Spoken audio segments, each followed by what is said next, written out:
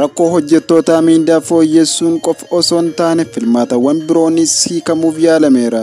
Rakkoon hojjettoota miindaa fooyyessuu qofaan kan hiikamu waan hin taaneef fuulduratti dhiyeessii manaa fi uwwisa inshuraansii fayyaa dabalatee furmaatawwan adda addaa akka fudhatan Koomishiniin Siivil Servisii Federaalaa beeksise. Filmaatawwan birootiinis furuuf yaadameera. Odeeffannoon Koomishinii Siivil Servisii Federaalaa akka eerutti mootummaan fulbaana 2018 irraa eegalee hojjetaa mootummaaf fooyyessa miindaa taasisuuf murteesseera. Ta'us rakkoon hojjettoota miindaa fooyyessuun qofa kan hiikamu waan hin taane fuulduratti dhiyeessii manaa fi uwwisa inshuraansii fayyaa dabalatee furmaatawwan adda addaa akka fudhataman ibseera. Mootummaan haala kaffaltii gadaanaa hojjetaa mootummaa baroota irraa gangalachaa dhufee fi dhiibbaa jireenyaa wal qabatee dhufe fooyyessaa miindaa yeroo tokkoon taasifamuuf furuu akka hin dandeenye ni hubata kan jedhe ibsi koomishinichaa kun akka jirutti ta'e mootummaan boqonnaa badhaadhinaa Itoophiyaa hunda keessatti lammiileen hundi fayyadamaa ta'uu qabu jedhee amana. Kana waan ta'eef mootummaan fooyya'insoota taasifaman biroo dabalataan fulbaana 2018 irraa eegalee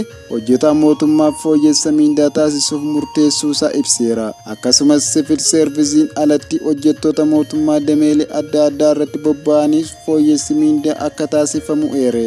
Sirreeffamni miindaa kun baajata dabalataa qarshii biliyoona 160 gaafachuusaa ibseera.